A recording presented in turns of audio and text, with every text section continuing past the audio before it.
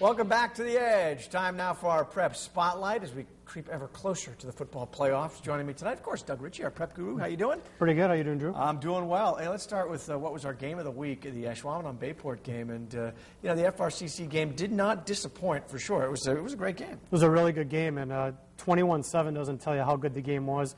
It was 7-zip for a lot of the game, and then Ashwaubenon went up 14-0. Bayport came back on them. Went down the last few minutes, and Ashwaubenon just got it out another win. They've been doing it all year. Tell me a little bit about this Ashwaubenon team. Why is this team going to be primed for the playoffs? Let's take a look at that game on Friday that essentially finishes off kind of the top of the FRCC, really. Ashwaubenon's done it a couple of different ways. They've blown some teams out, but they've won some some low-scoring games, 7-0, 7-3. They just make plays when they have to. I mean, they're not dynamic. They don't go from quarter one to quarter four and wow you, but they win. And they've done it right now better than anybody in that league. Bayport still can make some noise in the playoffs, however. They've got a very good team there, too. They made some nice plays against the Jags.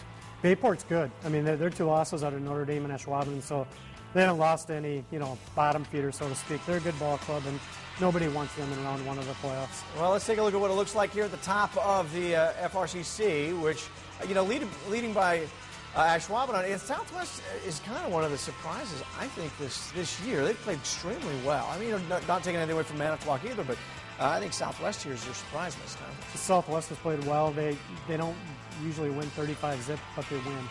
And, they still got to crack at this conference championship. And I think if they won or shared it, it would be quite a story because, like you said, they've done it quietly. It's Ashwaubenon and Bayport we've talked about a lot. Yeah, some of those big names, the folks that we see every year, year after year, but Southwest having a great year this year as well. Well, the logjam continues at the top of the FEA. Alpha North, Kimberly, Menasha, now all 5-1 in conference. And these teams will probably end up tied up at the top. Yes, there's nothing big standing in their way right now. I mean, they've all played one another, so really, the next 2 weeks is how much are they going to win by, and usually it's by 20 or 30. Appleton North got their win over Appleton East over this last Friday.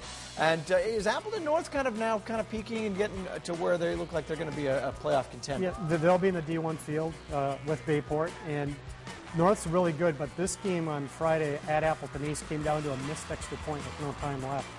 Otherwise, that goes into overtime. But overall, Appleton North's been a really good ball club, and they took out Kimberly earlier in the year, and I think Kimberly's playing pretty well right now. They're playing very well. About 50 a week, so they're really good. Yeah, Kimberly, not too bad at all. Let's take a look now at the top of this league, and as we mentioned, got the big three right now. And Oshkosh West still hanging in there. A little bit of surprise. They lost Trey Demler, their All-State quarterback from a year ago, and a few other key players, and they've done what nobody else has done. They've won all those games that you feel you should win, but sometimes you don't. They've beaten everybody except the teams above them. That's why they're 5-2 right now. Well, let's take a look at the Olympian Packerland Small. It's become kind of a two-horse race here. Brilliant hoping for another deep playoff run this year. Brilliant and Hilbert, as Hilbert took on St. Mary Central this last weekend. And they were able to dominate this game.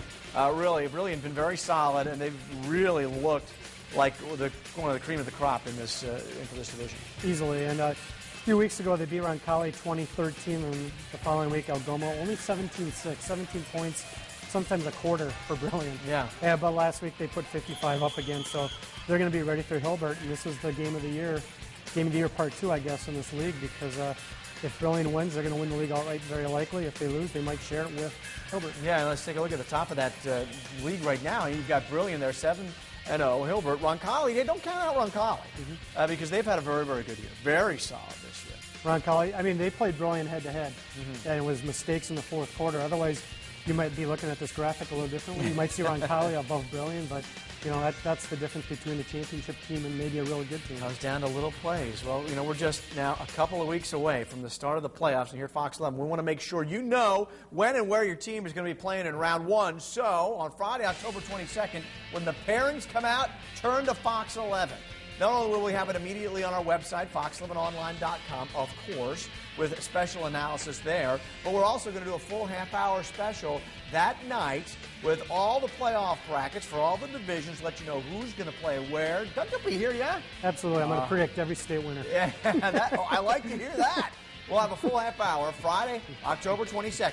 the rankings come out, or rather the playoff brackets will come out. And don't forget, every week, in fact, every day just about, we've got something new on our high school page on fox11online.com. Go to the website for extended prep coverage, fox11online.com. Scroll over sports, click on high school. You'll find our Game of the Week coverage. That includes a recap of all of the great games that we've seen in the last couple of weeks. Game highlights, scores, band of the week, get the fans of the week, and, of course, all the different games. Should be another fun one. Just a couple of weeks of the regular season left. Richie, thanks again. Thank you. Well, football, as I said, a couple of weeks from the playoffs, but girls golf taking their big stage on Monday and Tuesday. And here's some of the teams that are going to be heading out for state titles in Division I, Sheboygan's North and South. Both going to be competing in the team competition. Of course, Notre Dame always in the mix for the girls in golf. As for individual competitors, there are quite a few. A.J. Seelig out of Appleton West. You've got Olivia Lindsley, Emily Timmons, Mackenzie Paul, and Heather Zuliger from Oshkosh West, as well as Aaron Isaacson, Renee Christensen, Kayla Meyer, and Libby Funk out of Xavier. Good luck to the girls as they head to state.